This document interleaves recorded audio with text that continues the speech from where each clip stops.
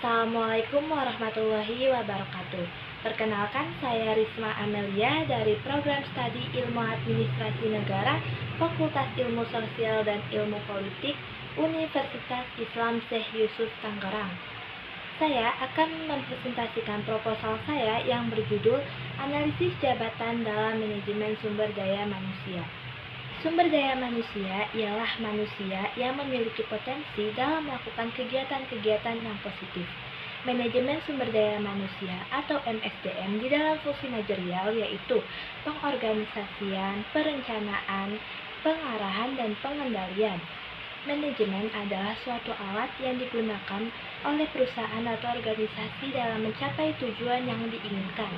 Jadi, pengertian dari analisis jabatan ini merupakan suatu proses yang sistematis untuk mengetahui mengenai isi dari dalam suatu jabatan yang meliputi tugas-tugas, pekerjaan-pekerjaan, tanggung jawab, kewenangan, dan kondisi kerja, serta syarat-syarat kualifikasi yang dibutuhkan dalam suatu jabatan seperti pendidikan, keahlian, kemampuan, pengalaman kerja, dan lain-lain, agar seseorang dapat menjalankan tugas-tugasnya dalam suatu jabatan dengan baik.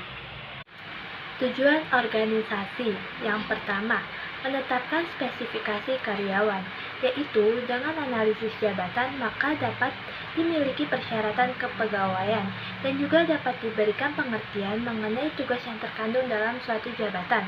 Yang kedua, menentukan kebutuhan pelatihan, yaitu dengan analisis jabatan maka dapat diketahui keahlian maupun kemampuan apa yang dibutuhkan oleh karyawan. Yang ketiga, menentukan peringkat, yaitu dengan analisis jabatan maka dapat dinilai dan dibandingkan antara jabatan yang satu dengan jabatan lainnya dan dapat disusun peringkat jabatan dalam suatu organisasi. Yang keempat, mengembangkan metode, yaitu dengan analisis jabatan maka dapat dilakukan perbaikan metode kerja dalam suatu jabatan.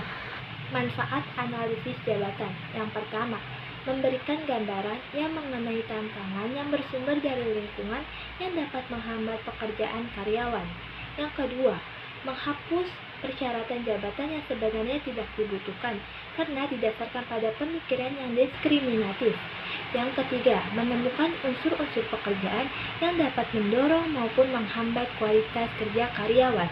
Yang keempat, merencanakan ketenagakerjaan di masa depan. Yang kelima, menyesuaikan lamaran yang masuk dengan lowongan pekerjaan yang tersedia. Yang keenam, membantu dalam menentukan kebijakan dan program-program manajemen sumber daya manusia. Informasi jabatan. Analisis jabatan harus dilaksanakan dengan menganalisis dua aspek dari suatu jabatan, yaitu yang pertama, aspek pelaksanaan pekerjaan, mengenai apa yang sebenarnya dikerjakan oleh pemangku jabatan. Yang kedua, aspek persyaratan seorang pemangku jabatan, mengenai syarat-syarat apa yang harus dipenuhi oleh seorang pemangku jabatan agar dapat melaksanakan tugas dan pekerjaannya dengan baik. Jadi, di dalam menganalisis dua aspek tersebut diperlukan informasi yang berhubungan dengan jabatan yang akan dianalisis, yaitu informasi jabatan atau job information, informasi persyaratan jabatan atau job specification, informasi perilaku atau behavior, informasi mengenai peralatan yang dibutuhkan untuk melakukan pekerjaan tertentu, informasi standar kinerja atau performance standar, dan informasi konteks pekerjaan. Metode pengumpulan informasi jabatan. Di dalam pengumpulan informasi jabatan memerlukan metode-metode tertentu, yaitu yang pertama, metode wawancara atau interview. Metode ini merupakan metode paling efektif dan akurat dalam mengumpulkan informasi. Kenapa? Karena metode ini didapatkan langsung dari orang yang akan menduduki jabatan tersebut. Yang kedua, metode diskusi panel para ahli atau panel of expert. Metode ini merupakan metode dengan cara mengumpulkan para ahli seperti manajer senior, konsultan, dan pekerja senior untuk meminta informasi-informasi yang dibutuhkan oleh jabatan tertentu. Yang ketiga, metode daftar pertanyaan atau questionnaire. Yang dimaksud dengan metode ini adalah metode mengirim suatu kuesioner kepada seorang yang menduduki jabatan yang dianalisis untuk mengisi tugas, aktivitas, serta tanggung jawab yang mereka kerjakan. Yang keempat, metode buku harian atau diary atau logbook. Metode ini merupakan metode untuk meminta pemangku jabatan menulis setiap hari aktivitas serta tugas-tugas yang mereka lakukan. Dan yang kelima, metode pengamatan atau observation. Metode ini merupakan metode analisis atau pengamatan secara langsung aktivitas kerja, tugas, dan tanggung jawab yang dilakukan oleh pemangku jabatan. Prinsip dan prosedur analisis jabatan. Prinsip analisis jabatan. Di dalam menganalisis suatu jabatan, ada beberapa prinsip tertentu, yaitu 1. Batas-batas pekerjaan dalam suatu jabatan harus ditentukan secara jelas mengenai kewenangan jabatan dan batas-batas waktu pekerjaan agar tidak terjadi tumpang tindih dengan jabatan lain. 2.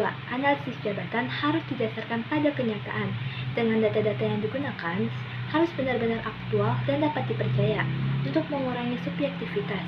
3. Proses aktivitas dalam suatu jabatan harus disusun secara kronologis untuk mempermudah dalam menganalisis dan mengevaluasi.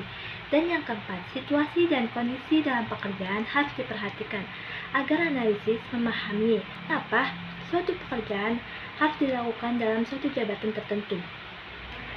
Prosedur analisis jabatan. Adapun prosedur analisis jabatan yaitu 1. Penentuan informasi umum tentang organisasi. 2. Perencanaan analisis jabatan. 3. Pengumpulan data jabatan.